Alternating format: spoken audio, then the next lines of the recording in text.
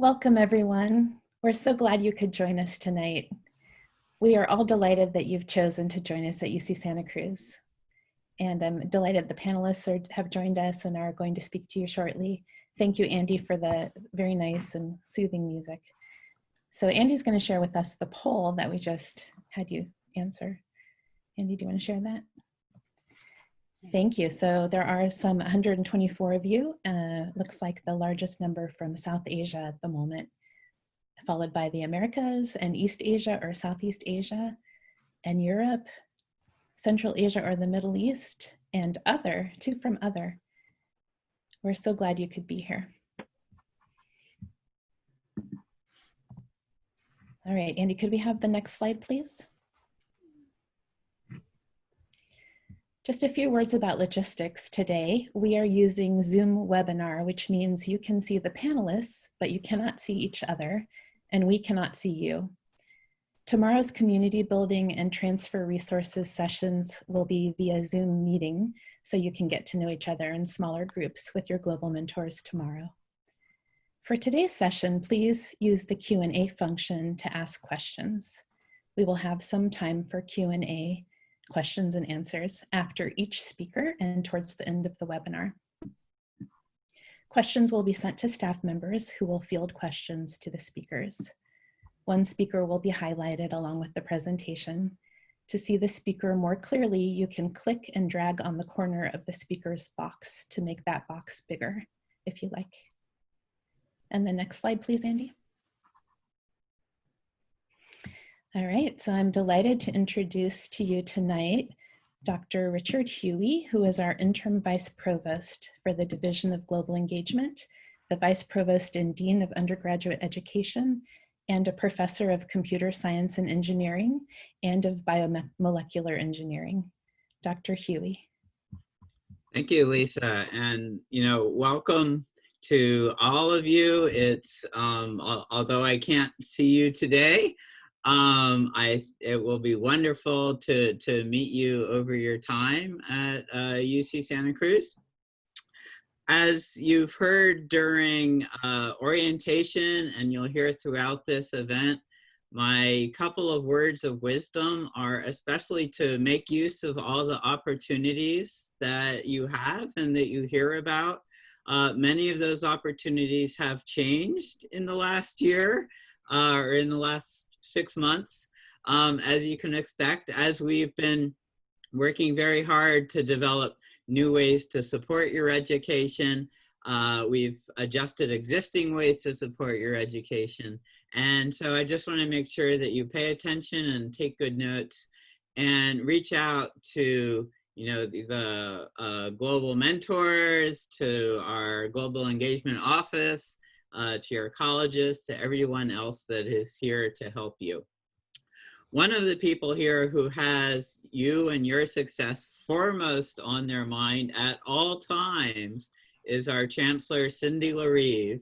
She's been at Santa Cruz for about a year. It's been a very exciting year, and we are so glad that she has been here with us to guide us through the pandemic. And you may have heard recently there were fires near campus as well, which have thankfully died down.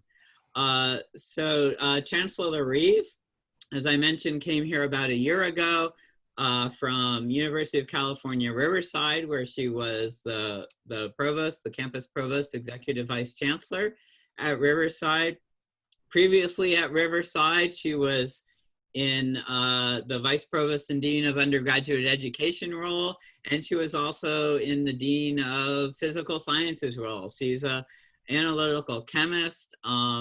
It's absolutely fantastic to be working with her and to be in meetings and discussions where she's bringing in her experience with students directly into those conversations. So without further ado, I would be delighted to present our next speaker, Chancellor Cindy Larive. Well, thank you, Vice Provost Huey. Hello, banana slugs, and welcome to UC Santa Cruz. We are so excited to have you join our slug community. You made a great choice in selecting UC Santa Cruz. This is a dynamic university. As a student, you get opportunities of a major research university with the benefits associated with a small private school. Our college system is perfect for international students.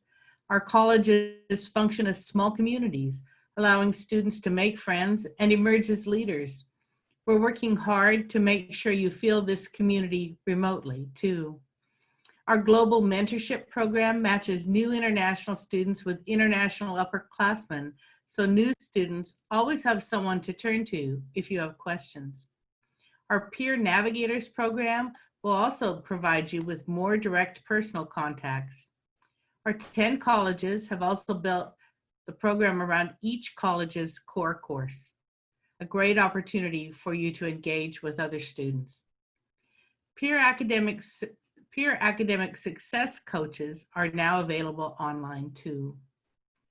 So what else makes UC Santa Cruz special? We are home to excellent teaching. Our faculty is filled with pioneers in their fields.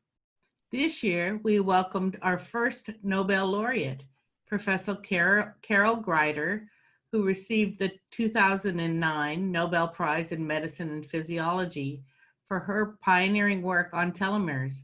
Recently joined our Department of Molecular, Cell, and Developmental Biology. Our astronomy, marine biology, genomics, and bioinformatics departments are world-class, as are our computer gaming, economics, politics, computer science, and engineering programs.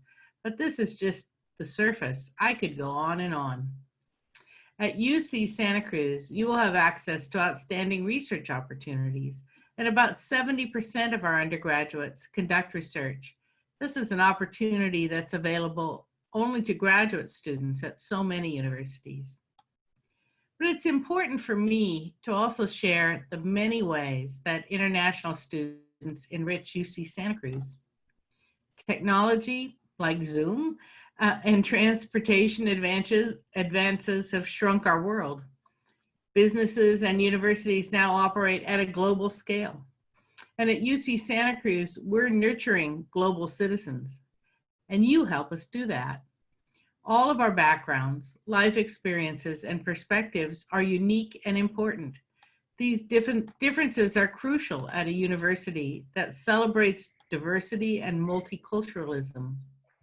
You help us build cultural bridges. We need students who see the world through different lenses. Alternative perspectives are vital in all fields of knowledge and research.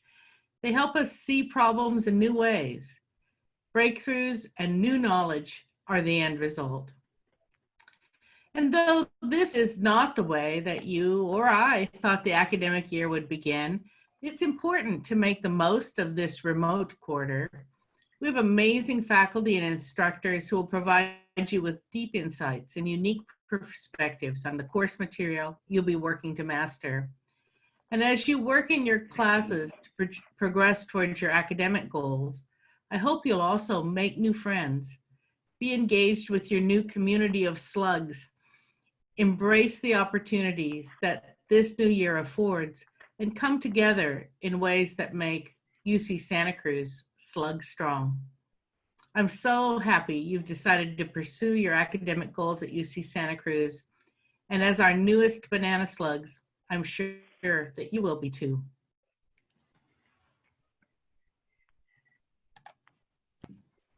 Thank you so very much, Chancellor Larive. And Andy, the next slide, please. We wanted to tell you just a couple of words about who we are in global engagement. So we're in 4 different teams within global engagement. One team is my team, which is called Global Programming. We plan and facilitate orientations, events, and programs. And tonight we are joined by our colleagues in International Student and Scholar Services who advise and support you with immigration issues and general concerns that you may have as an international student. There are 2 other teams in global engagement. One is our study abroad team, which you may work with in the future to study abroad beyond the US. And the last is Global Initiatives, which works on agreements between partner universities and special programs. And the next slide, please. So my name is Lisa Swaim. I'm the Director of Global Programming, and I'm joined tonight by my colleagues Victoria and Andy, who will introduce themselves. Okay, I'll introduce myself first. Hello, everyone. My name is Victoria Hudak, and I am one of the Global Programming Coordinators here with the Division of Global Engagement, and I'm looking forward to meeting all of you. Okay, Andy, your turn. Thanks, Victoria. Hi, everybody. My name is Andy Ng. I use he, him, his as my preferred pronouns, and I'm also one of two Global Programming Coordinators here with Global Programming. This is my second year at UC Santa Cruz, so like many of you, I'm also relatively new to the area and constantly exploring and discovering new things every day. So welcome. We're so excited to see you all here. All right, and Andy's going to tell us a little bit more about our orientation program. Thank you, Lisa. So for our orientation this week, as you all noticed, it is a little bit different from most years as everything is virtual. But we are so very excited for you all to join us today for our virtual orientation. So today, for the next hour and a half or so, we'll be doing our, like I said, virtual orientation. So right now, it is all of our incoming undergraduate students joining us today for the Zoom webinar. So thank you for coming today. You'll be hearing from our Student Business Services, our Student Health Center, and our partners in ISSS with Immigration Matters. So we have a lot of things to cover today, but we hope that it is very helpful and useful to your inclusion and engagement with us in UC Santa Cruz. Tomorrow, on the 23rd, we will have two different sessions. The first one is our Transfer Resources Orientation, which begins at 1 p.m. Pacific Daylight Time.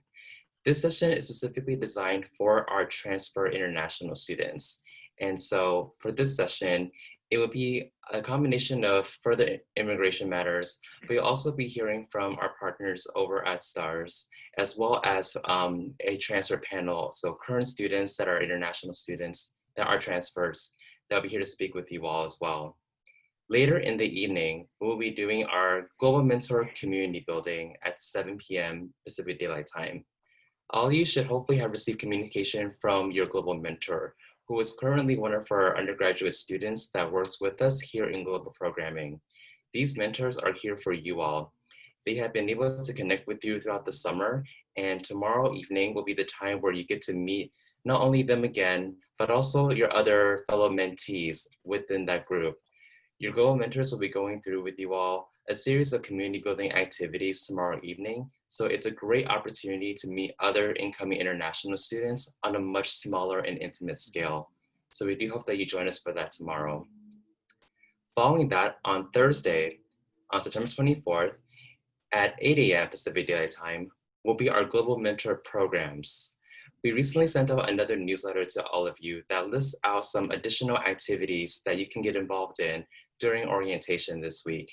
While these are optional activities, we do highly encourage your attendance as it is a great way to meet other incoming international students that are outside of your specific Global Mentor family, as we call them. So these activities will include socials, will include bingo games, and we'll also be having a virtual campus tour that's happening at that same time, all of which are led by our amazing global mentors. So we hope that you can join our session then as well. Following that, later in the evening at 7 p.m. Pacific Daylight Time will be our family orientation. This session is designed for all family members. And so your parents, your guardians, brothers, sisters, anybody that you want to have join us for this orientation is absolutely more than welcome. They'll be getting more information about behind the scenes with UC Santa Cruz. They'll learn a little bit about the academic system and the different college systems that we have on campus. So they'll be a little bit more familiar with how your studies will be this upcoming quarter. Along with that, we'll be having more immigration sessions. So we encourage them to come to that session with questions, and we'll be able to help answer as much as we can during that. So again, we're looking forward to some great synchronous activities this week for our orientation, and we hope that you'll be able to join us. A great thing about the family orientation is that not only will it be recorded, but it will be recorded and captioned later in English and Mandarin Chinese subtitles. We recognize that for a lot of our students, And for your family members, English may not be your first language. And so we are going to offer this as a way of supporting our populations, and that'll be made available after the orientation on Thursday. If you have any questions about orientation this week with our synchronous activities, feel free to reach out to us or contact your global mentor. And now I'll pass it on to Victoria, who will talk a little bit about the asynchronous portions of our orientation. Okay, yes, thank you, Andy. All right, so our asynchronous portions of orientation are still built to help you adjust to life here at UC Santa Cruz, albeit virtually. And these are sessions where we felt it was best to have these available to you at your own time, because we know many of you are in different time zones. And one of them is our culture sessions, which again previously used to be offered in person. But we will have our recorded workshop for US classroom culture that explains cultural norms and how they play out in the classroom at a US university such as UC Santa Cruz. And this will be able to be accessed through iGlobal at a future date. And also available to you, instead of having a resource fair as we usually do during in-person orientation, we have on our global programming webpage online campus resources. So what you would be able to do is you would go to the International Student Orientation webpage, and you'll click on the right in the menu at global.ucsc.edu/global programming, and there's a whole library of resources. And it's set up in different sections so that you can see like, okay, I want a resource pertaining to this or to this. So maybe to something for a student club or health services or academic services and other student support services, other administrative services. So for this, this is going to be online for you throughout the entire fall quarter as a reference. So it's not just here's these resources and you forget about it. And actually, I believe our next slide shows an overview of what our academic resources page looks like. Yes, our campus resources page. So our online resource fair, if you will. So this is what it looks like. This is how you know you've found it. We have two smiling, happy international UC Santa Cruz students, as we hope you will be too. So as we said, it comes in 3 categories: academic support, administrative support, and student affairs services. So academic support, anything about the library, college advising, tutoring, need extra help with math, you'd look to see what resources are under there. Administrative report, anything that has to do with, your financials, registrar, anything with transcripts or campus safety or technology like the VPN. We know many of you have questions about that.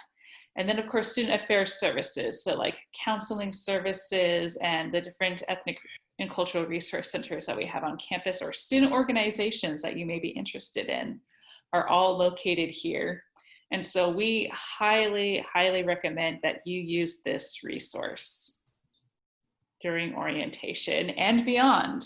It's here for you forever. Thank you, Victoria. My dog's course. having a drink of water to my left. You may be able to hear that. All right, so next we're joined by Victoria Lipscomb, who comes to us from Student Business Services as a financial literacy coordinator, and she's going to tell you a little bit about how to make payments, other things pertaining to student business services. Victoria. Yes, thank you. My name is Victoria Lipscomb, and I'm the Financial Literacy Coordinator in Student Business Services. I want to welcome you all to UC Santa Cruz. I'm also new here. I joined the staff in June.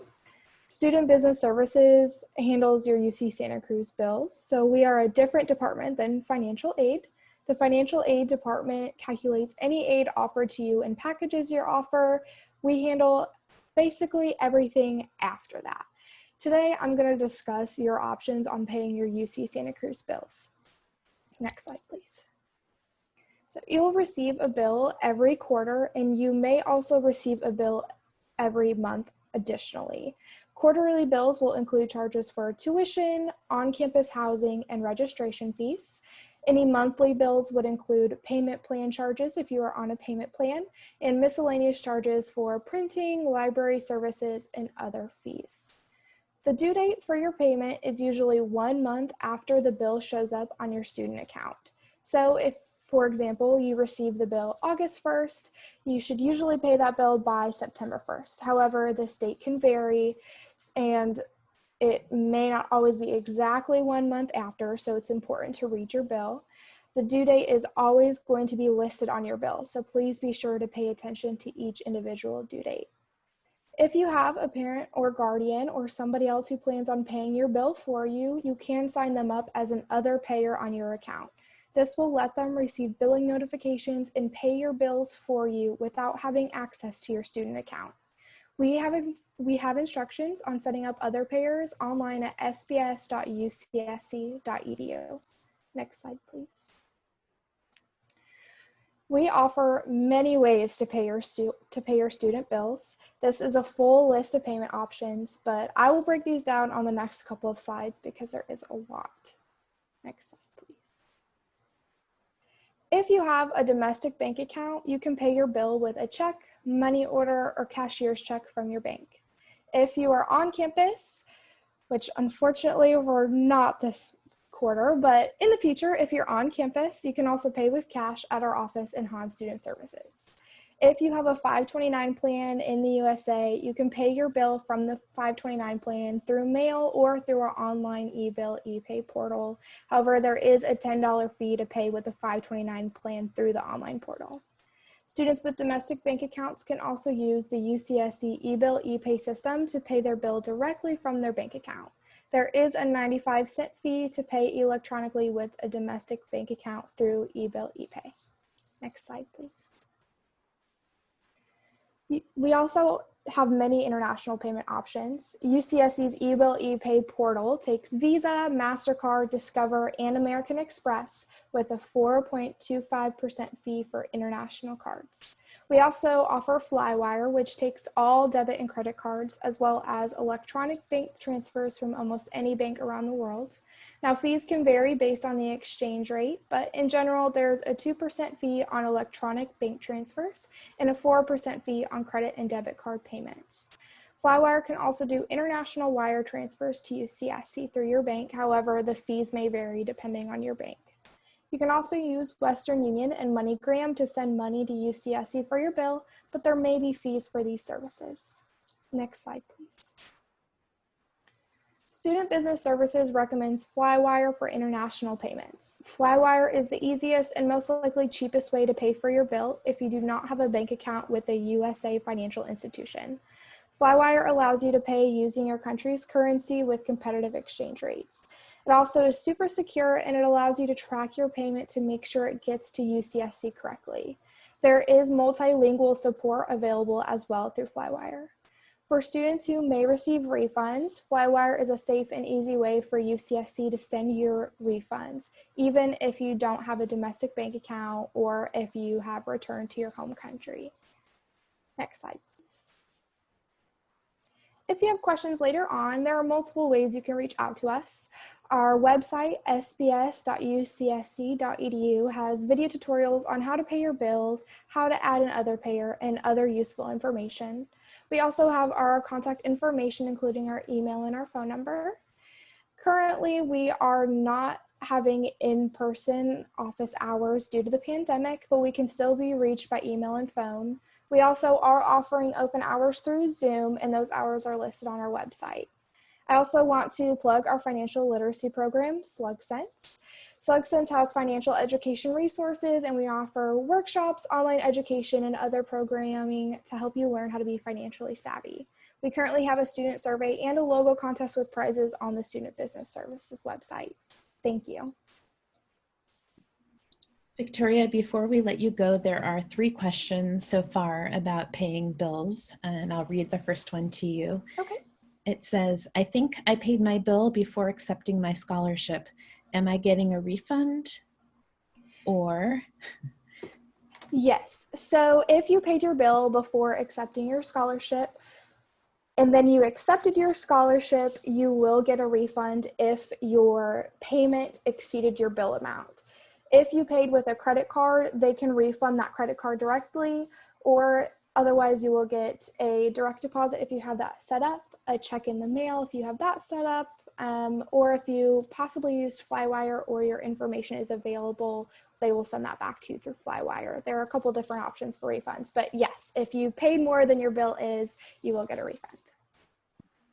Thank you. And then another question, can we pay the tuition bill separately? Like, can I pay a part of my tuition bill in September and the rest in October? So that depends on your bill due date and if you are signed up for our payment plan. So we do offer a payment plan option for students. That application is on our website at sbs.ucsc.edu, and that will break your bill up into more manageable chunks that you pay throughout time. However, if you are not on your payment, if you're not on a payment plan, you need to have that bill paid by the due date, which tuition is due Thursday. So you would not be able to pay that until October unless you're on a payment plan or if you want to pay the late fee. Thank you. And then one more question looks like. I have made the payment, but my account shows that it has not been paid yet. Is it necessary for me to wait for some time? So depending on the way that you paid, it may take a few days for your account to update. If you use the eBill ePay website with a credit or debit card, it usually will update almost automatically. However, if you use a wire transfer or an international bank transfer or paid with a check or anything like that, it can take a little bit of processing time. If you paid electronically through a bank transfer, it can take up to 3 business days. And if you paid with a check or some other sort of money order, it can take a couple weeks depending on processing time. If you are worried about it, you can go ahead and give us a call or send us an email and we can check on that on our end for you. Thank you. And then 2 more questions came for you. When is my deadline to pay for fall tuition before I get a winter registration hold? I actually do not have that date on me. However, on our homepage, on our website, we have a link to all of the important dates. So I would recommend you go on the website. I don't want to accidentally give any wrong information, but that will have all your dates for you listed. Thank you. And where can I find the payment plan application? So the payment plan application is under payments and billing on our website. Down on the left-hand side, there are a few different options for you to choose from. If you go to payment agreements on the left-hand side, you will see the first thing that shows up is for current students, the tuition deferred payment plan. And that is a link. And if you click on that, your application will be the first link that shows up there. So I know it's a bit confusing, but if you go to a Student Business Services website, click on payments and billing at the top, and then scroll down on the left and click payment agreements. That will give you everything you need. Thank you. There are a lot of questions for you. Here's another one. What would happen if we are late with payment? So there is a late fee. And then depending on how late you are with the payment, you may end up getting a hold on your account that will allow you or not allow you to register for winter quarter.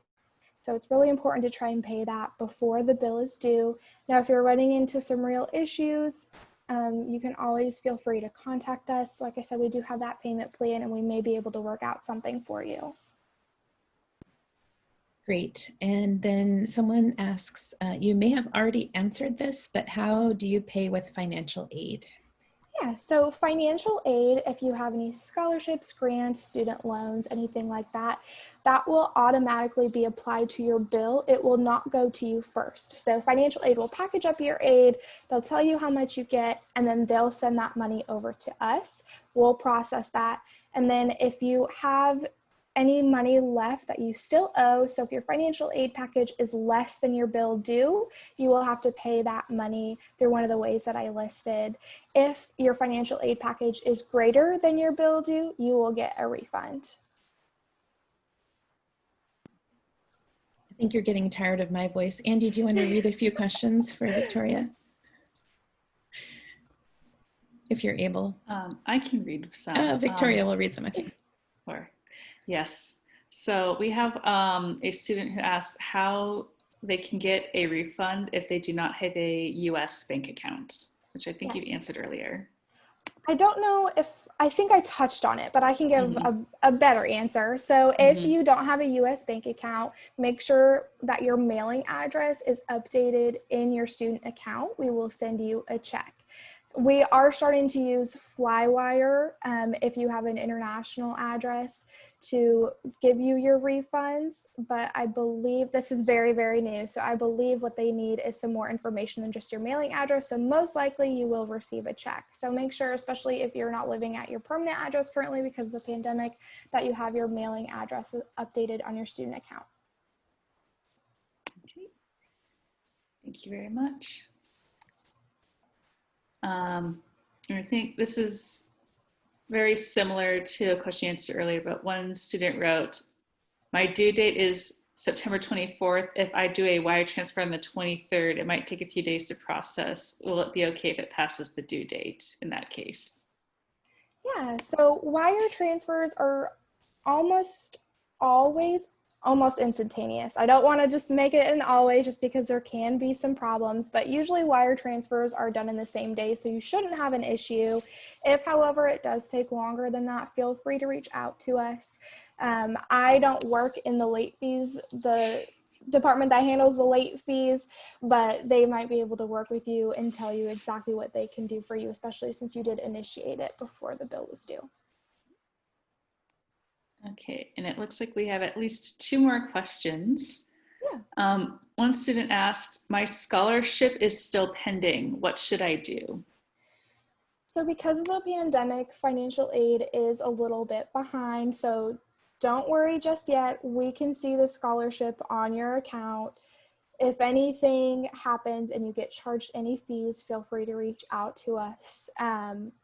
But just know that we are aware of the issue. I know you're not the only student going through this. So we are going to get it taken care of, but it may take a little bit longer than normal. The pandemic has kind of thrown us all for a loop. And I know in financial aid, they're working with limited staff. So they are having a little bit issue keeping up with everything. But don't worry, we're going to get you taken care of. Okay. And another question we have is also financial aid related. The student wrote, their financial aid does not seem to be showing up for fall 2020. Why would that be? So I know some other students are also having an issue as well, and it's related to what I just said about everyone is kind of running behind and things are kind of piling up. So I know we've gotten a bit behind and I apologize. However, it is important to make sure that on your end, everything is filled out correctly. If you had any scholarship applications, to make sure that those were sent in if you were expecting a reply and didn't get a reply about that yet. But if it's your financial aid package that's not showing up, it's okay. It just might take a little bit of extra time, and I apologize. Okay.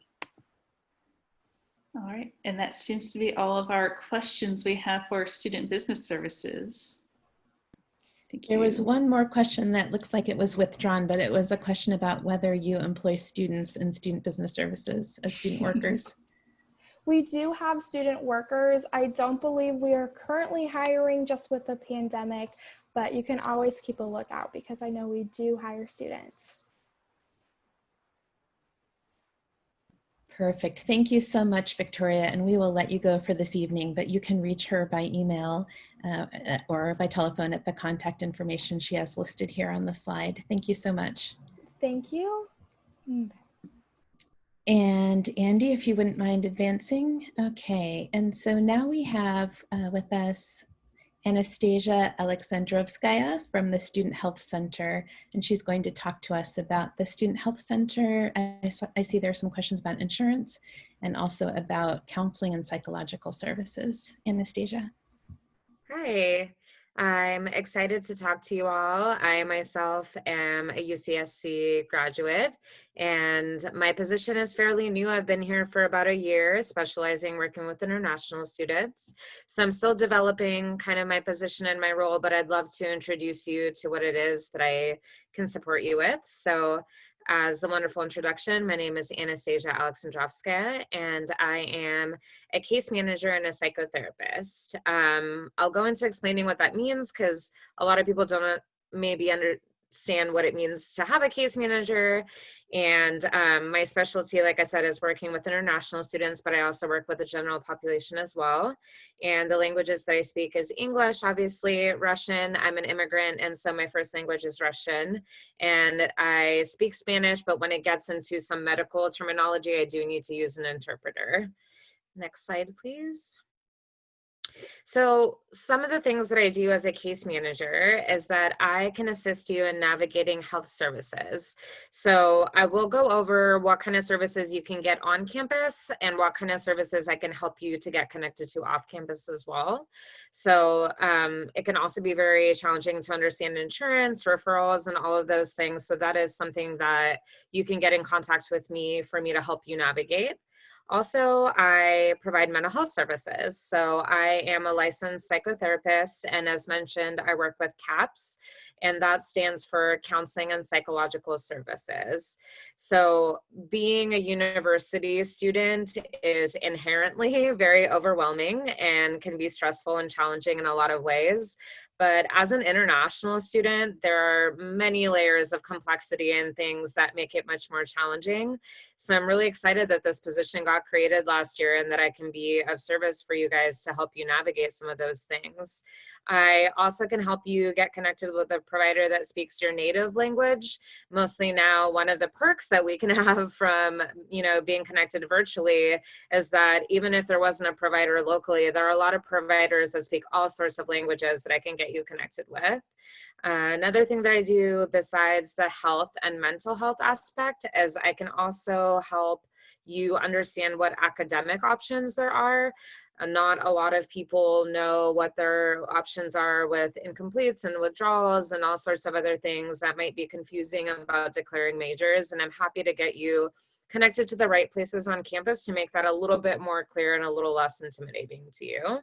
And then another part of my role, which is completely new as everything is, developing these days, is I'm actually the case manager that helps with COVID and making sure that it's a safe environment for everybody on campus and in our community, and contact tracing. So I'll talk a little bit about that so you have an idea of kind of what precautions we have, how we're going to keep you safe. Next slide. So this quarter is going to be different than how it usually is at Student Health Services, and I waited until the last minute to get the information so it can be as current as it can possibly be. But I also just want to say that things can change at some point depending on how things develop, but this is the information that I can confidently tell you is current to today in this moment. So right now, medical care during business hours, which for us at the Student Health Center, which my office is in the Student Health Center, is between 8 a.m. and 5 p.m. So you can walk into the clinic in those hours. But what we want you to do right now is if you wake up and you're feeling sick, we want you to call before you walk in. And the reason for that is that we have it separated. We have 2 floors of the Student Health Center, and the downstairs, which is the same day clinic, is going to be for people that are actively sick with flu-like symptoms, with cough, with fever. We want to make sure that those people are kept separate from a student that might be coming in for a physical without any symptoms in the moment. So it is really important that if you want to make an appointment, even if it's like a same day appointment, to please call that number so we can make sure and plan which room you're going to be in and to keep yourself and everybody else safe. We are having in-person appointments for same-day care, labs, and radiology. And so anyone that walks into the Student Health Center building, including staff, so including myself, all the doctors, nurses, anyone that comes in, will be screened for a fever or respiratory symptoms, so cough, difficulty breathing, tightness of chest. And then people with these symptoms will be put in a separate waiting room, distance with masks and everything, just to make sure we keep everyone safe. So what's new as things have been developing is we're actually all set up to do phone appointments. So this is great because not only is it that not a lot of people are going to be on campus, and if you live off of campus, it's recommended that you call and do a phone appointment with a doctor first, because there's a lot of prescriptions and a lot of things that can be done remotely without risking your health. So there are full medical appointments made by phone, and they're open to on-campus and off-campus students. And you can actually schedule that through Healthy Messenger, and there's a link there that you can go to, and you can choose appointments and then choose telephone primary care provider visit. And so I want to make sure I go into fees so everything is kind of straightforward and you know what to expect. So if you have UC SHIP, which is the insurance specifically through the university, there is no fee for having an appointment. If you have Cruise Care, and that isn't a full insurance on its own, but it allows you to get care from on campus, is $40 to $75, and then $65 to $155 for any private insurance that you're coming with. So these fees are specific to student health center medical services. So any phone or in-person appointments that you're getting at the student health services, that's what the fees look like. They do not apply for caps. So if you are getting counseling and psychological services, so therapy, groups, psychiatry, there is not going to be a copay that goes along with those. And then I'll go over a little bit more about caps and scheduling and what that looks like. For COVID-19 testing and services, you can actually schedule a test online. What we've been working on right now is creating these kiosks that are going to be around campus, where you can schedule an appointment where you will self-swab your nose on both sides, and I will go into more details about that too. We have self-directed STI screenings where you can come in and it feels very private and safe to get STI screening. We have online birth control consultations, so you can actually fill out the survey online and then have a phone consultation and get a prescription to you. And then if you're not sure if you need to come in, what kind of appointment you need, where this kind of falls, you can always call the nurse advice line, and they can absolutely walk you through what kind of level of care that you need in the moment.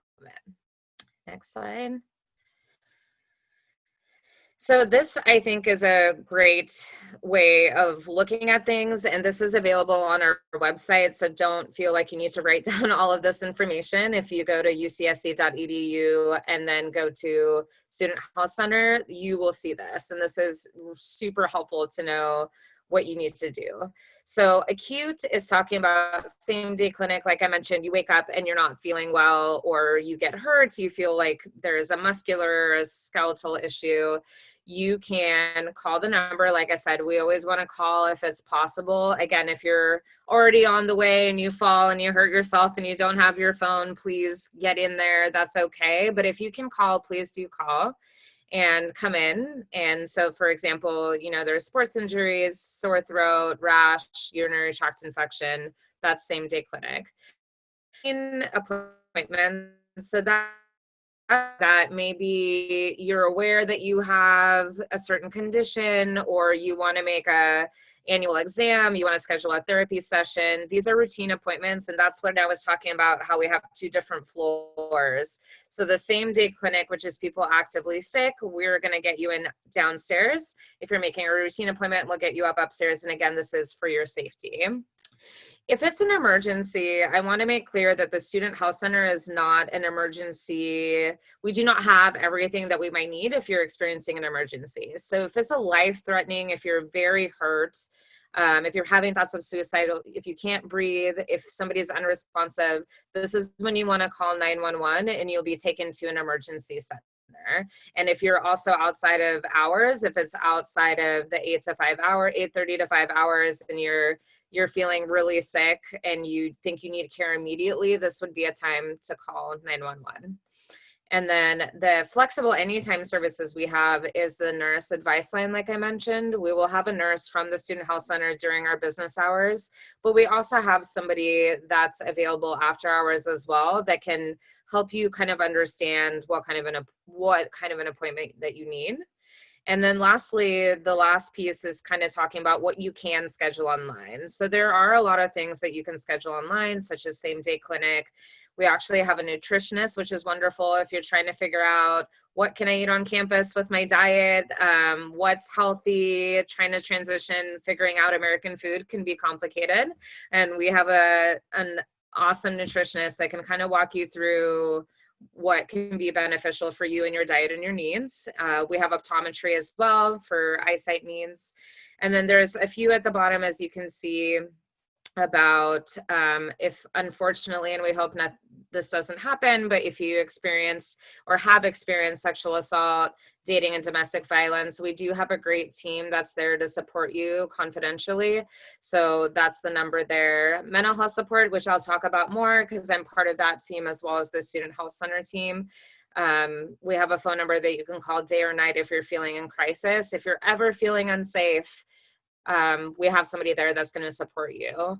And then we also have some really great self-help information on our website. There's a couple of links down at the bottom that can help you with all sorts of stuff, even the day-to-day kind of stressors that you maybe don't know if you need to talk to somebody in this moment, but you would just like some resources. Those links at the bottom can be really helpful. Next slide.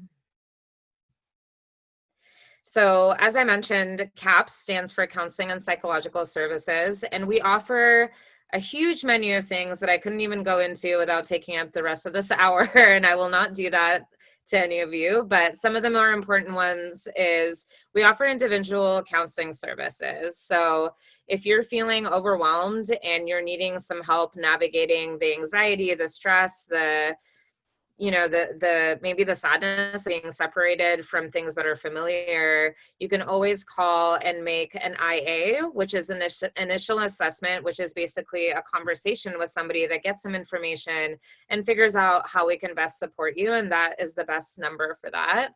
If you're not quite sure that you need ongoing counseling or therapy, but you're having a stressful day, what we do is we have these Just Talk sessions, which all of this is going to be virtual this quarter. And then at some point, hopefully go back to seeing you all in person, because that's what us counselors prefer.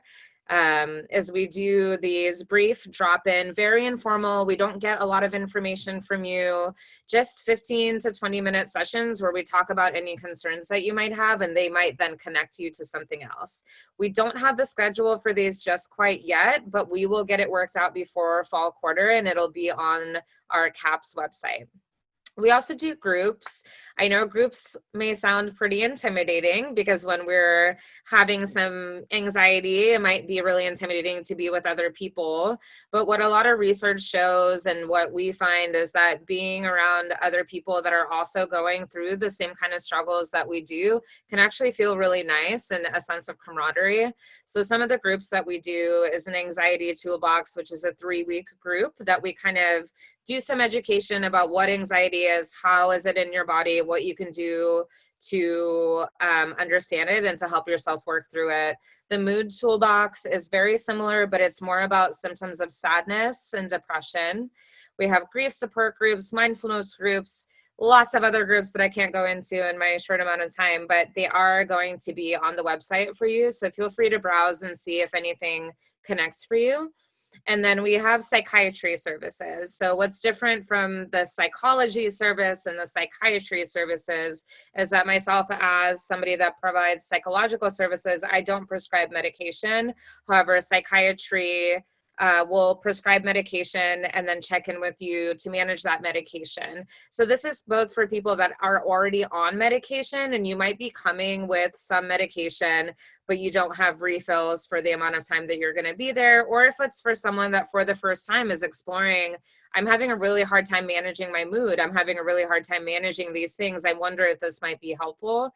So we're happy to help initiate as well. Next slide. So I want to talk about insurance. Insurance, in my position, is one of the biggest things that I see a need for to support international students with, because it is very confusing. So I kind of want to go over what UC SHIP insurance is, which again is the insurance that we really recommend. A lot of insurances that you buy overseas for insurance to be here, and I have to speak from experience because I'm an immigrant myself, is the services that you get with that insurance doesn't save you as much money as you think it is in the long term. And the reason why is that there are so many services with UC Ship that you can get on campus, over the phone, or at other clinics. Again, UC Ship is not only going to cover services on campus, it's actually going to cover services by other providers off campus because it's part of a broader Anthem insurance coverage. So on the left-hand side, you can see some of the things that are 100% covered. That means you go into the health center, you get this service, and you don't pay anything. It's already covered by the cost of paying for the insurance. So annual exams, just check regular kind of checkups to make sure that you're in good health, physicals, which you might need for different kinds of employment, injury and illness consultations. So again, you fell, you hurt yourself, you come into the health center, you wake up with a cold, you're sniffling, you don't know what's going on, you come in, all of that is covered.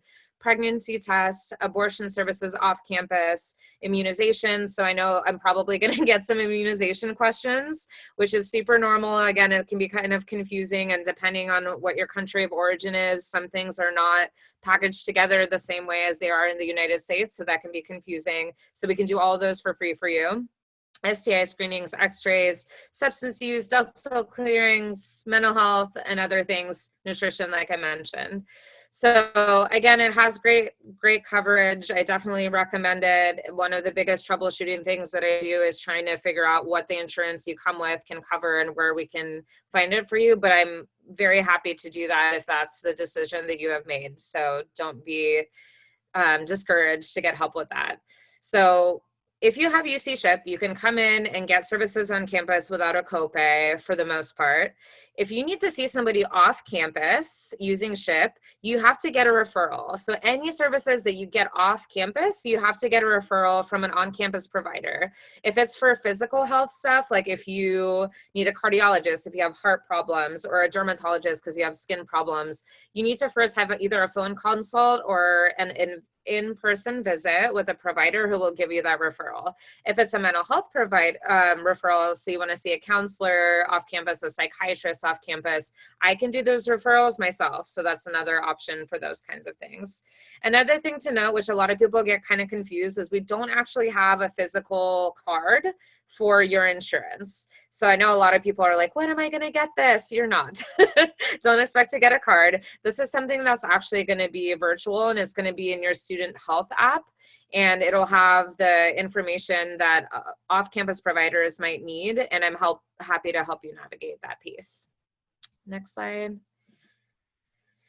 Okay, so this is kind of an example of what I'm talking about and why it's a pretty great deal to have Ship insurance. So Alex, the cool guy with the sunglasses on the left-hand side, he has UC Ship insurance. So he's going to come into the health center, and his office visit is $0. So there's no cost just for coming into the health center.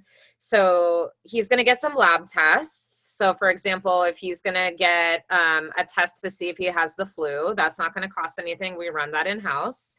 But maybe there's a lab throat culture that we don't do in-house, and we might have to send out. The total for that cost from a different laboratory is $51. So the total care cost for that entire appointment, which is him coming in, a doctor seeing him, doing some tests, doing a physical, is going to be $7.65, because the UC Ship insurance is also going to cover 85% of the cost of sending out that lab. So Jen is someone that has private insurance. So if you paid for insurance from basically any kind of insurance outside of UC Ship, there are going to be other costs that are involved. So an office visit can cost $206.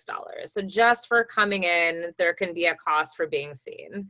The lab test, if you don't have UC Ship, can be $106. And then that fee for the off-campus lab is going to be the same. But the total care is $329. So you can see how immediately you're going to be accruing quite a bit of cost. And then the third option is cruise care. Cruise care, again, is not a complete insurance, but if you come in, if you're like Jen and you have a private insurance and you pay for cruise care, your office visit is $0. Your lab test is $0. And again, you're only paying that $51 fee to go off of campus. You can, if you have private insurance, I just want to make it clear, it doesn't mean you have to come on campus. You can go to a different clinic off of campus, but before you do that, it is really important to consult to see if that off-campus clinic, health center, anything that you go to actually takes the insurance that you have.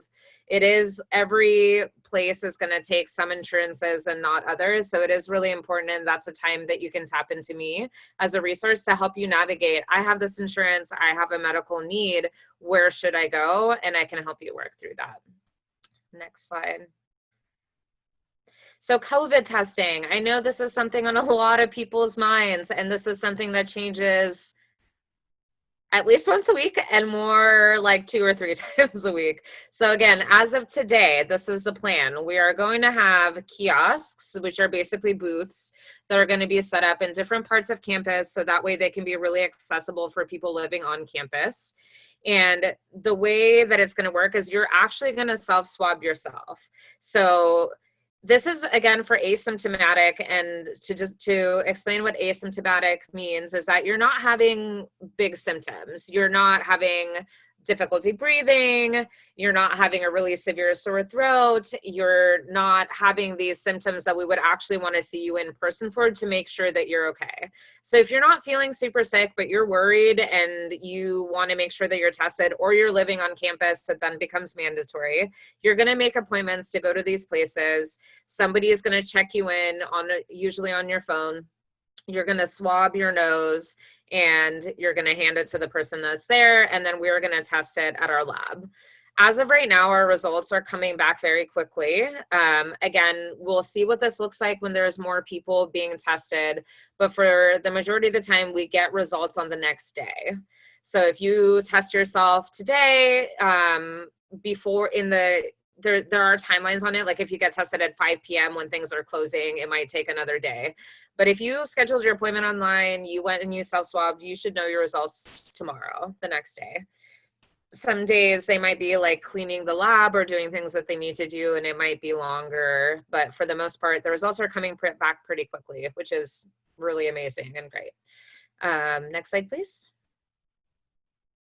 So signing up for a test. To schedule a test, you want to log on to Healthy Messenger with your cruise ID and gold password. I hope that that language means something to you. I don't know how familiar you are with using your cruise ID and your gold password, but that's kind of your ticket into a lot of things to access online.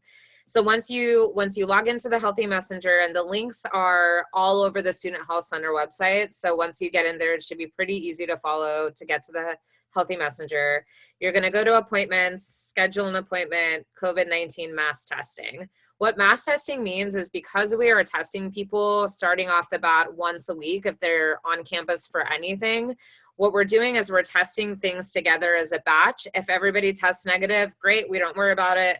If somebody tests positive, we now split them up and test them separately. This saves us a lot of time, a lot of money, and we're getting results back quicker.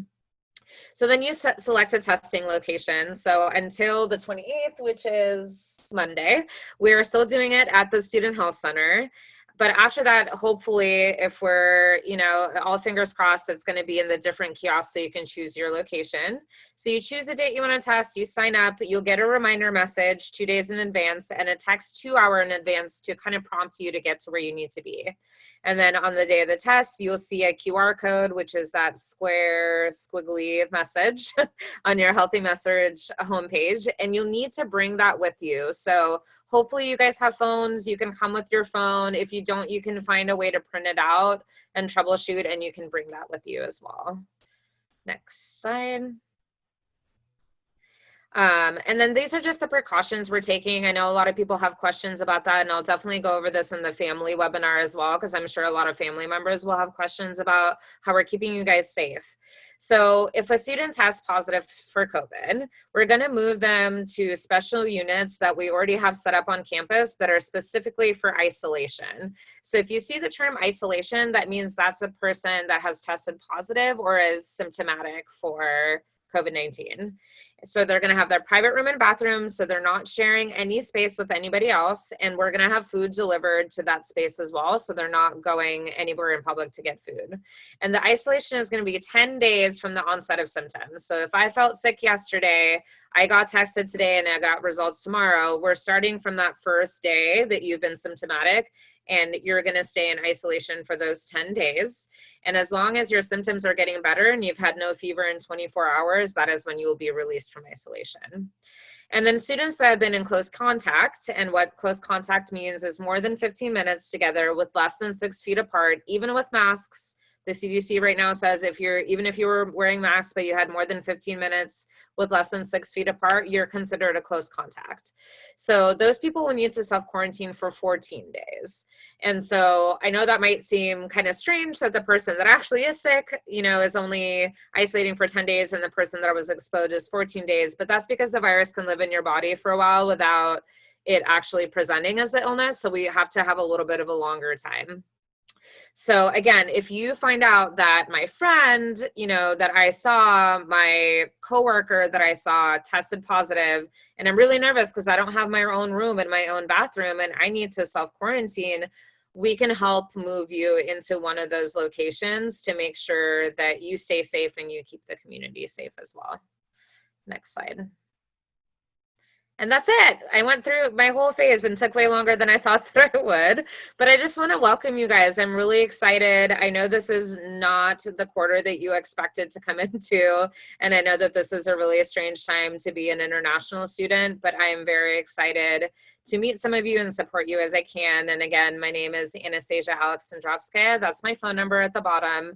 I work some days remotely and some days at the Student Health Center, but that number is always kicked back to my cell phone. So even if I'm not in, I'll be able to get your messages if you do call me. Thank you. Thank you, Anastasia. There are lots of questions for you, but I wondered if you can stay on a little while longer so we can do the immigration overview first. Sure. Is that all right? Yeah. Okay, thank you. And we're running a little behind, so we'll go next to Frank Calabrese and the International Student and Scholar Services team. Thank you, Lisa. And hi, everyone. I am so happy to be able to talk with you all and to be one of the very first people to welcome you to UC Santa Cruz. My name is Frank Calabrese, and as Lisa introduced, I am the Director of International Student and Scholar Services. And it makes me very proud to see that you've chosen to start your education here with us, no matter where you are in the world today, tonight, this morning. So as all of my colleagues have pointed out before me, this is a very strange year. Normally, we'd all be in the same place and you'd all be learning your way around campus, getting lost in redwoods, looking for banana slugs, and meeting each other face to face. I want you to know that everything that we've done or everything that we've decided in the past 6 months has been with your safety and your well-being and your success in mind. So this isn't, we know this isn't the international college experience that you were expecting. It is not the one that we expected to offer you, but I hope that it's still an exciting time for you all. And I would like to echo the words of Vice Provost Huey earlier in encouraging you to use this time as an opportunity to discover new ways of learning, even across the distances. At International Student and Scholar Services, ISSF, and at Global Engagement, we are here to help and support you every step of the way, from check-in to graduation, from OPT to travel. We will be your first point of contact for all of your immigration questions and all of your adjustment questions. And I want to take a minute to introduce you to the ISSF team, even virtually. Not all of them are here. Not all of them here right now, but some of them are. And you will hear from, first of all, you will hear from Adrienne Bergenfeld in a few minutes. She is our Assistant Director for International Student Services. Also with us tonight is Lena Lee. She is our Office Manager. And if you've tried to get in touch with us at any point already, you may have already been in touch with Lena. And when you try to get in touch with us, she's often the first person that you will meet or speak with. We have 3 international student advisors, Vanessa Ori, Elisa Sweet, and Catherine Brody. And we have 2 other assistant directors, Alexis Weissman, who deals mainly with scholar services, and Gabi Schmiegel, who is the assistant director for sponsored student program. Oh, excuse me, I just learned that Gabi is on with us tonight as well. Gabi is in the, doesn't look like she's a panelist, but I hear that she's an attendee. So really, I just want to say that we like to think that studying at UC Santa Cruz is, we like to think of it as an international experience in and of itself. So we do value the diversity that you bring to our campus, whether you're physically here or not. And we hope that you'll thrive during this time, that you'll participate in the virtual activities, that you'll grow and that you'll learn. And we won't be apart this far forever, right? It's just for now. So I really just want to welcome you where you are, and I look forward to the time that we can meet in person, face to face in Santa Cruz. We have a little bit of business to talk about, and I know that a lot of it, if you've done some of our online modules, you may have heard some of this before, and throughout the week, you'll probably hear some of it again. It's important stuff. So we apologize for the repetition, and we just want to make sure that you that we are presenting you with all of the information that you need in order to maintain your immigration status and be successful here at UC Santa Cruz. So I will turn over to Adrienne for a little while. I'll let her introduce herself, and she will take you through the first few slides. Hello, everyone. We're so happy to have you with us. I want to first acknowledge that we know this is a mixed group of those people who are in the country, those people who are outside of the country, those people who may be in transit traveling, so somewhere in between your home country and Santa Cruz right now. So a lot of this information is applicable to both groups. It's going to be great for those of you just to know who are abroad right now, and then it's going to be really helpful for you to keep in mind when winter comes and if winter is in person. So as Frank said, there may be some redundancy here. However, this is very important information, and it's really imperative for you as international students to understand the rules and regulations in order to make you have the best experience while here at UCSC, for us to assist you in succeeding and meeting those dreams that you and your families have for you, and then also just having an overall great time at this incredible campus. So first, we're going to start talking about advisor types. There are 2 primary advisors that you need to be familiar with. There's the ISSS advisors. So that's who Frank just introduced, including myself. We work only with international students. So when you meet with us online or in person or on the phone, you don't need to let us know you're an international student. We know, and we're very excited to work with just you, the international students. Next, we help students in F1 and J1 status with travel information, program extensions, employment, and changes of funding that you need to update from an immigration standpoint. Next, and this is possibly the most important thing out of this whole presentation from ISSS, if you ever have a problem and do not know where to go or feel that you're being bounced around to different people on campus, come and see us or give us a remote advising call or email us. We are here for you. We don't want you to feel lost. We don't want you to be frustrated. We want to help you feel comfortable in your new environment. The next important group is the academic advisors. That's going to be your college advisors and your major advisors. You all are affiliated with a college. So whether it's College 9, 10, Merrill, Crown, Stevenson, when we say go talk to your college advisor, it's the person directly with your affiliated college. These are going to be your primary point of contacts for your first 2 years at UCSC. They'll help you with enrollment, educational goals, graduation, and anything academic that's not specific to your major. Questions about major? That's going to go to your major advisor. Major advisors understand what you need to do in order to meet your major requirements. They understand the class enrollment for those majors. They have close connections with those faculty, familiar with the prerequisites, planning course of study so you can declare your major, faculty mentors, educational opportunities related to your major, and other specific items. Next slide, Andy. As an F1 student, you do have additional rules that you need to be aware of. Please make sure that you either ask us questions you're unsure of or that you review the information on our website. Our website is written for you so that pretty much any information you could ever want is there for your review, whether you want to look at it at 2 a.m., 8 p.m., whatever time works for you. Our website is a great resource for you. It is your responsibility to make sure you are aware of the rules for an F1J1 student and follow them so you can remain in status in the US and at UC Santa Cruz. Next slide, Andy.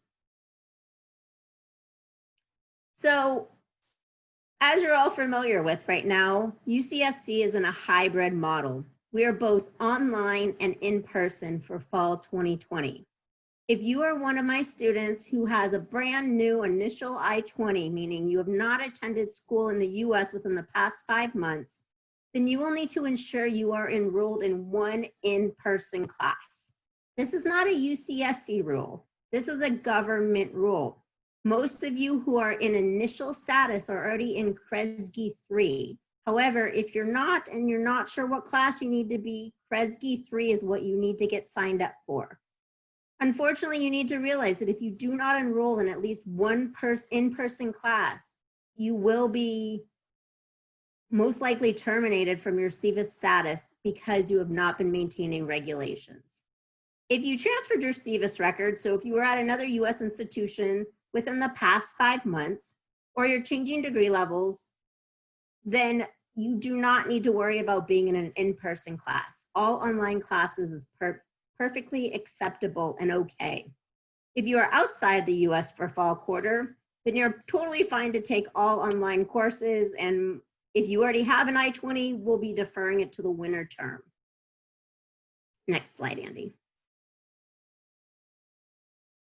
Full-time enrollment. So this is for the students that are currently in F1 status. So for those of you who are abroad, we always encourage you to be enrolled in at least 12 credit units so that you can make good progress towards graduation. However, for those of you who are in F1 status, in order to maintain your status, it is absolutely required for you to be in at least 12 credits each quarter.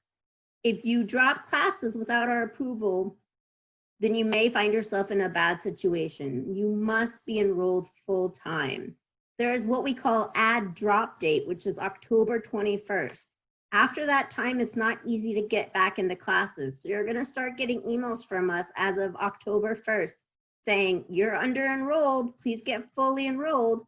And each email, it's gonna get a little stronger until Frank and I are personally on email saying, get enrolled, get enrolled, get enrolled. So look for those emails from us. Those aren't our favorite emails. We wanna make sure that you all don't get that stress of us emailing you, but be aware it could happen if you don't follow these rules. You are eligible to drop below full-time for very specific reasons. If you have questions on wanting to drop below full-time, please contact us at istudent@ucsc.edu. That's the best method to talk about this. Next slide, Andy. So staying in status basics continued. For those of you that are in the US, you'll need to update your US address with us. You can do this through the check-in. You also need to do this through your My UCSC portal. Update your residence address type. And if you want to, you can take a screenshot of how addresses in the US are set up. As a person who's traveled a lot myself and lived abroad, it is so confusing to figure out how to write an address in a new country. So this is a great guide to let you know how to write the address. And if you have any questions, again, contact us. Next slide. So for all of you, regardless of if you're in country or out of country, we will need you to start the check-in process. For those of you who are outside of the country, you will find that the first question says, are you planning on entering the US within 30 days? If you say no, we'll say, thank you, have a great day, you've completed check-in. That then lets us know that you will not be in the US. If you're in the US or will be in the next 30 days, then you're absolutely required to complete this in order for us to register your SYNCHRONOUS record. Registering your SYNCHRONOUS record is what maintains your status and keeps you eligible to remain here. We'll need you to upload the required forms. We'll need you to update your US address, enroll in 12 credits, and then also the big one, please, please, please read your UCSC email. And when you're reading it or replying to us, include your full name and your ID. We have students who like to email us and say, hi, I have a question. We have no idea who you are. Each time you email us, we look up your record. Each question is very specific to the person asking it, so it's imperative to us, first of all, to get to know you and build those relationships. Second of all, to know who we're replying to. Next slide, Andy. So if you'll be starting your studies remotely for fall, but intend to come to Santa Cruz for winter 21, we'll be issuing you a new winter 21 I-20 within the next month. This is if you've uploaded the documents that you're required to within iGlobal. If you have not done so, please get on that as soon as possible. We ideally would like to have all items uploaded by the 1st of October. If you already have a fall I-20, like I said, the new one will be issued within the next month and it'll maintain the same SYNCHRONOUS ID. Go ahead, Andy. I'm going to turn it over to Frank now to complete our presentation. Okay, so I'm just going to talk a little bit about, thank you, Adrian. Just going to talk a little bit about travel and some current events and how things are looking as you try to make your way to Santa Cruz, or maybe you're already here and you have some travel plans in the not so far off future. This could apply to you as well. We just want to make sure that you understand all of the documents that you'll need to carry, the documentation that you'll need to show at the border, and make sure that you understand all of the considerations when you're deciding whether or not travel is the right option for you. So first of all, just keep in mind that when you're entering the US for the first time, you'll need to have a valid I-20, your visa, and your passport that's good for at least 6 months into the future. If you are an initial student, and we'll get to this a little bit later, you should also have proof that you have enrolled in an in-person course. Now, this proof will take the place of your roster, your course enrollment for the quarter, and just a course description. If you're in Kresge 3, that should be enough to get you through the Customs and Border Protection. Next slide, please. So there are still some travel restrictions in place. I know that a lot of you are already here. Those of you who have still to arrive in the US, there are some travel restrictions to keep in mind. So if you're coming from China, from Iran, or from Brazil, and you've been in any of these places in the past 14 days, then there is a restriction for entering the US. So you will need to make arrangements to spend 14 days in a third country before you're able to enter the US. So if you have it, maybe this is where you are at the moment, right? If maybe you're in transit, you could be waiting this time out. If you've not yet started this, it is probably a little too late to get here in time for the fall quarter. But if that is your plan, let us know and we will give you specific advice. Also, if you are planning to travel at some point in the future, make sure you build this time into your travel plans. If you're going to a restricted country and you plan on coming back to the US, you'll need to make plans for spending 14 days in a third country. We have heard of some successful students who have actually gone somewhere for 2 weeks, made a little vacation, and then come to Santa Cruz. So there's also restrictions from the Schengen zone and from the UK and Ireland.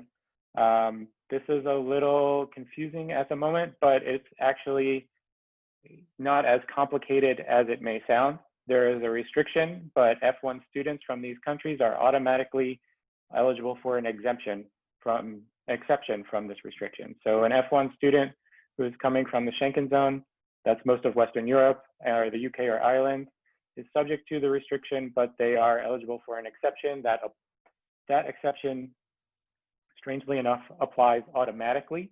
So if you have a visa and you've traveled in one of these countries, it should not prevent you from entering the US. And if you have not yet applied for your visa and you're applying in one of these countries, then you will automatically be considered at the time of your visa application. Can I see the next slide, please, Andy? And I touched on this a little bit earlier. When you're entering the US, especially if you're an initial student, make sure that you are carrying proof of enrollment and, where appropriate, proof of in-person instruction. If it's not written in your course description, really for most of the international initial students, it should be CRESP 3, it's written in that, but if you happen to be enrolled in another course, you can carry documentation from your course instructor. If that's a problem for you to obtain, then let us know. We can help you find something else. And we also just want to let you know that treatment of arriving foreign nationals varies between airports and between CBP officers. Everything is a matter of discretion, and everything is a matter of individual circumstances. So this is advice that we offer to the best of our knowledge and the best of our experience. Different officers at different airports, sometimes you'll get someone in a really great mood and they'll let you pass right by and not ask you any questions. Sometimes they'll want to see very detailed documents. Just be aware that this is something that can happen. It does not mean that you've done anything wrong. It does not mean that you're going to make it into the US. It's just something to keep in mind as you're traveling. Next slide, please. So Anastasia touched a lot on this, but I just wanted to touch as well on some of the COVID safety plans. We know that all arriving students who are living on campus, and she did mention this, and I'm going to mention it again. This was true at the time we developed this slide. But Anastasia, please feel free to jump in if there's anything I'm saying that's incorrect. All arriving students will need to sequester in their dorm for 14 days. This applies to all arriving students, not just the international students, not just the people coming from outside of California or outside of the US, but to all students who are arriving to campus and living on campus. Dorms will be single occupancy and single bathrooms. All students will be tested for COVID, and if they are showing symptoms, they will be placed in isolation and retested. I learned today that students will be retested even without symptoms, that there will be more than one COVID test that you may have to take. And there is a link there, Student Health Services, COVID updates. They can help you to answer any questions you may have about the quarantine information and the COVID safety plan. Next slide. And these are just some useful resources for learning more about COVID reactions here in Santa Cruz and here on campus. One is santacruzhealth.org. This is the county health resource. And the other is recovery.ucsc.edu. This has all kind of information about how we're handling the return back to campus here on campus. Next slide. Thanks. So we know that a lot of you have a lot of questions about employment. I've seen a lot of them in the question box, and I will just give a very brief overview of the kinds of employment that will be available to you if you're here on campus.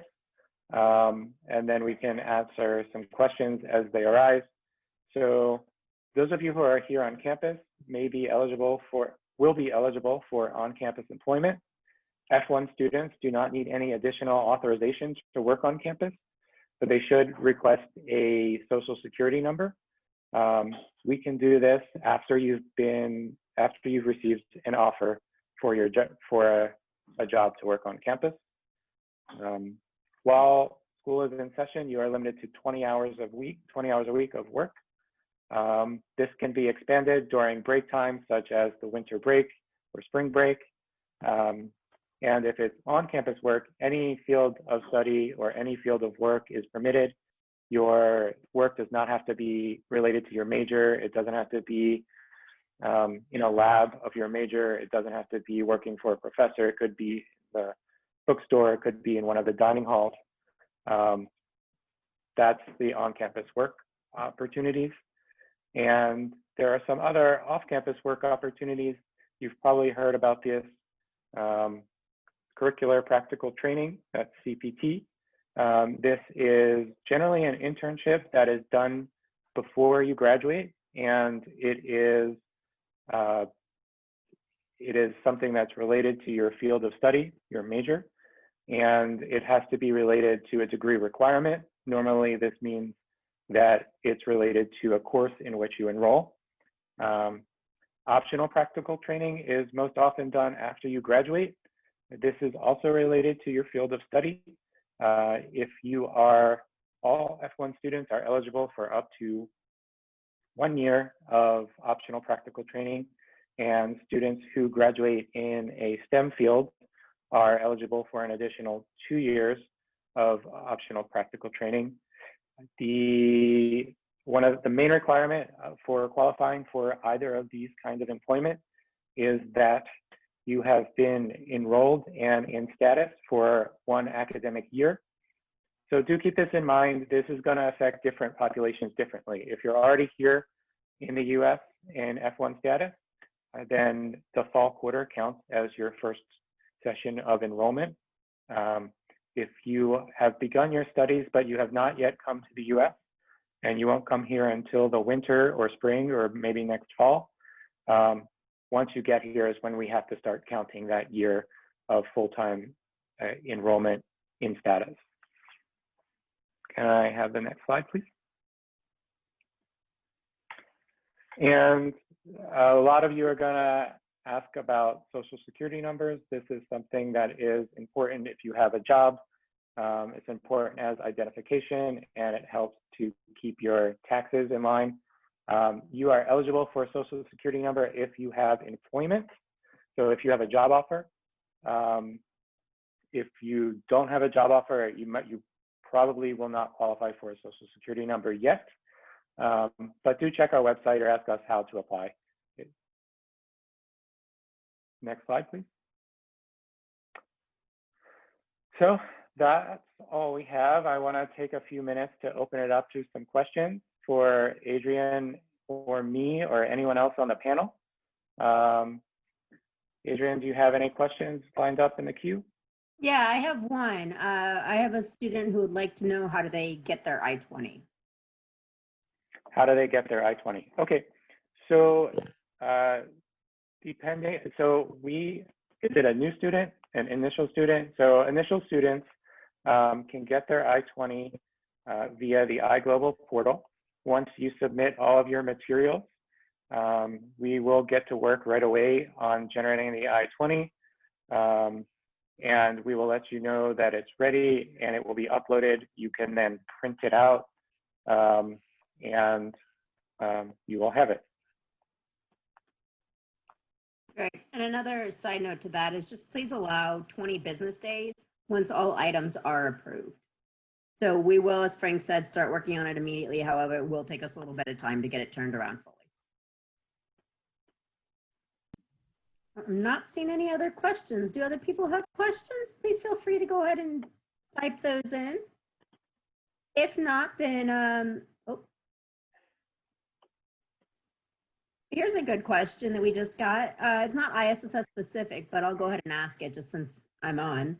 It's not really related to ISSS, but what's the difference between remote and online class? Who would like to take that one with specific information?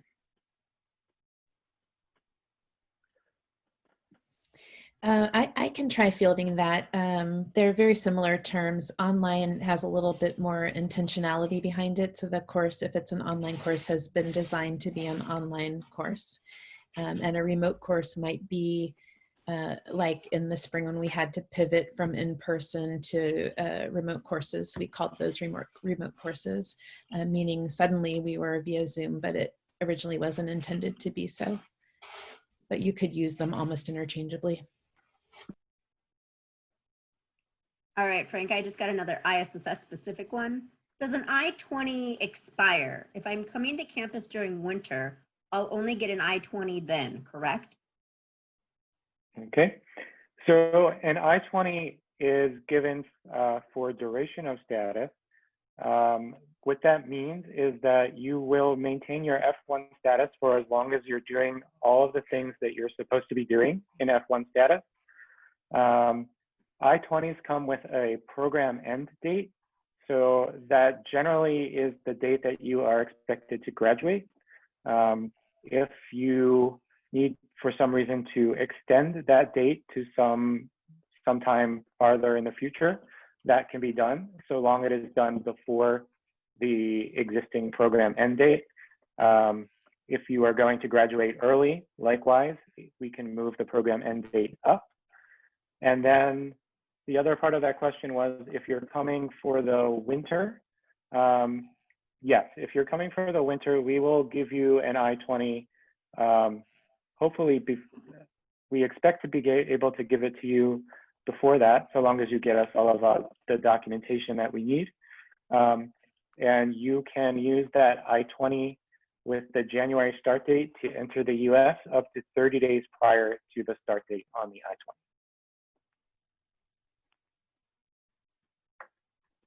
All right, Frank, we got another one. Sure. I'll take this one. How do I know if I already finished the second thing on iGlobal? We'll be sending out an email. We'll be asking you to go ahead and re-review if you've already completed it to ensure that you have the most up-to-date information. Once you complete it, we'll go ahead and approve each item. You'll see it as showing as approved. That's how you'll know that you've gone ahead and completed it. You'll also know, because if you don't complete it, you'll be getting an email from ISSS letting you know you haven't completed it. So it's very important, if you see an ISSS email or a global programming email or a global engagement email, to go ahead and answer those emails, because those are typically things that are pretty important for you all to be aware of. Let me see if we've got any more immigration specific. Otherwise, I'll go ahead and turn it back over to programming. Oh, here's a good one, Frank. I'm simultaneously applying for California residency. Does that affect the need for an I-20? Well, yes. So I-20s are given to F1 students, and F1 students generally do not qualify for California residency. F1 is by nature a non-immigrant status, which is in conflict with a residency status. I don't want to answer specifically, as we have someone with a very specific expertise in evaluating residency, and I don't want to speak for that person, but generally, if you are applying for residency, you will not be eligible for F1 status. Great. Okay. Here's another one. I have a fall I-20, but do I need a new I-20 for entering the US during winter quarter or later? Yes, if you have a fall I-20 and you're not going to be able to arrive in the US for a fall quarter, then we will be sending you a new I-20 for the winter or whenever it is that you are going to physically be able to come to Santa Cruz. Okay. I just transferred from a community college. Do I need to take at least one in-person class also?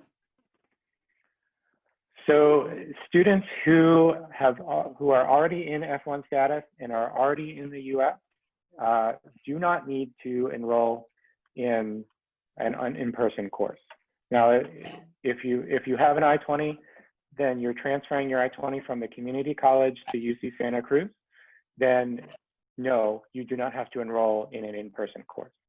If you are transferring from a community college, but for some reason, some complication, you are not transferring your I-20 to UC Santa Cruz as well, and you're coming on a new I-20, in that case, you might need to take an in-person course. Great, thanks, Frank. That's all the ISS questions. I'll go ahead and turn it back over to programming at this time. Thank you, everyone. Thank you. Thanks, Oh, sorry, Frank, go ahead. Sorry, just one last thing is that I've really been happy to be able to talk with you here tonight, this morning, and I hope that we've answered your questions.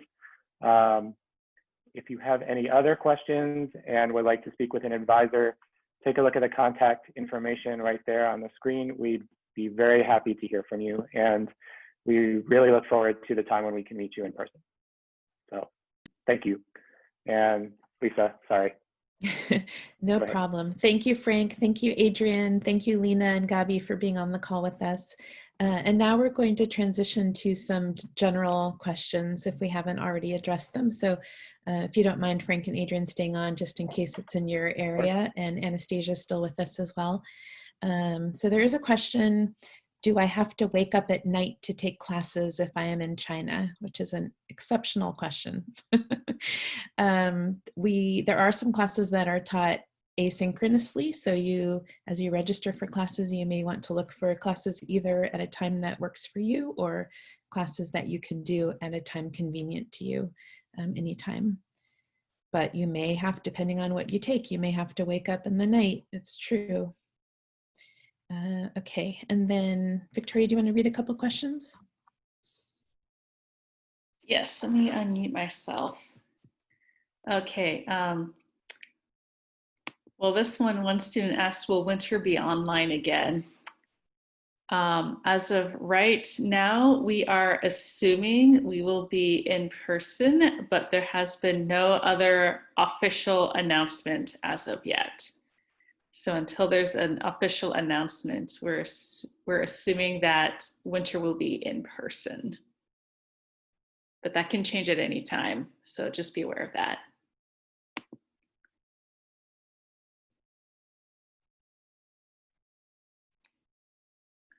Oh, we have a health question, so maybe Anastasia, maybe you'll be able to answer this. A student has asked, what will happen if I can't get all of my vaccines before school starts? Could I get shots after I arrive on campus? Yeah, that's a great question. There's a lot of students that just don't have access to the right kind of shots at home. So you're always welcome to get them on campus, and you don't have to wait until the virus is gone. We don't know when that's going to happen. If you are around, we have awesome safe protocol, and you wouldn't even have to go into any rooms where other people that are sick have been. Like I mentioned, we have it pretty separated. So we absolutely have the vaccines that you need ready for you at the Student Health Center. Yes, thank you. Looks like we have some questions, but I think they're more geared towards maybe being better answered by registrar or someone in home student services, because they are questions about submitting grades and classes showing up in Canvas. That might be. So technical questions can usually be sent to ITS. Anything about academics, I would suggest reaching out to the office of the registrar, especially when it pertains to transcripts, grades, and enrollment in classes. And another question just popped up about waiting lists. My experience with students who are on waiting lists are, don't be too worried. Usually what happens is sometimes some students drop last minute and you can get a space. What I do know is common practice among students is if you're on the wait list to show up to the first day of classes and then ask for a special, you ask the professor teaching the class to sign a special paper to let you in. And that may or may not work, but that is one way to go about that. Can I add something to that, Victoria? Yes. So just to add on to what Victoria just said, even if you're not on a wait list, do make sure that you go to the first day of class, because if someone is on the wait list and you don't show up, then you might get dropped. So that is also a common practice between students and instructors. So if you're in a course and you know it's a course that you want to take or a course that you need to take, definitely make sure that you show up virtually to the first day of class, because there are some wait-listed impacted courses. You don't want to risk being dropped.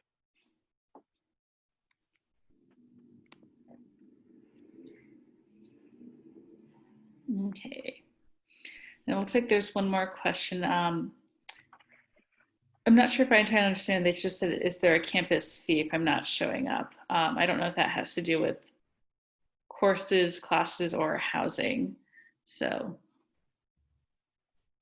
I can pop in a little bit about the campus fee question. okay. So part of the reason why you might still be asked, or you are being asked to pay a campus fee even though that you are not physically on campus, is that we've made almost every single resource that we usually have available on campus remote. So the campus fee usually goes to all of these appointments that you might have with people that are on campus, but now they're just available to you remotely.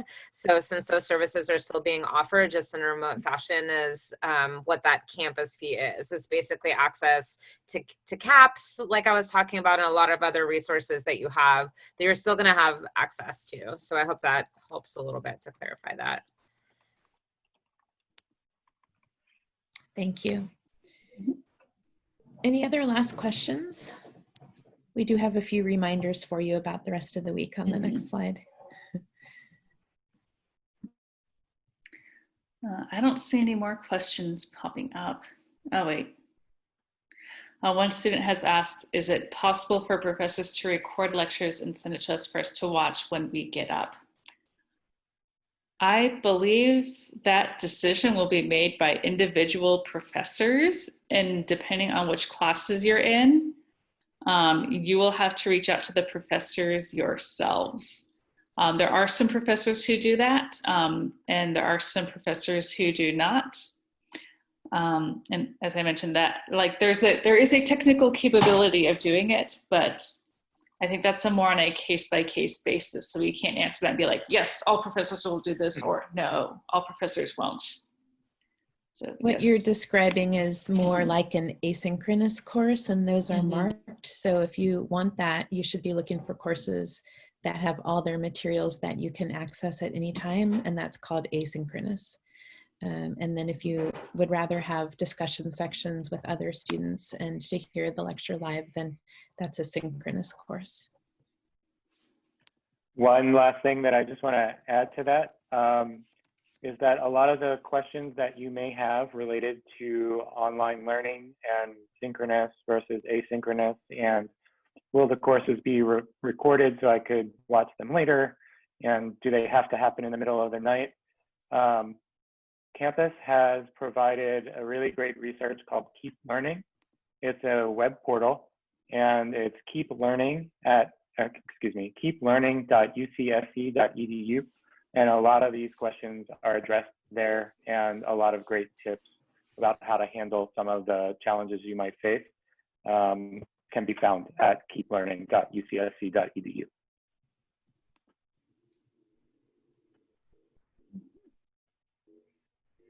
Thank you. Okay, let's go on to the next slide, which has some reminders for you. And in the meantime, if you think of any last questions, you can put them in the Q&A. All right, again, thank you everybody for all these great presentations. And again, let us know if you have questions. We'll be happy to answer them via email or afterwards in this session. So just a quick reminder for tomorrow, Wednesday, we have our upcoming Transfer Resources Orientation session that is going to take place at 1 p.m. Pacific Daylight Time. And then afterwards, in the evening, it's going to be our Global Mentor Community Building. So again, in the newsletter that you all should have received from Global Programming, there are the 5 different links to all the different community builder sessions that are happening tomorrow evening. You'll notice that each of the colleges have been paired off with their sister college. And so at that time, the global mentors overseeing those two communities will be the ones that are facilitating that session. So your global mentor should have emailed you with the link. It's also in that email. And so please let us know if you aren't able to find that link, because we really want you all to be able to attend these sessions so you can meet other incoming international students.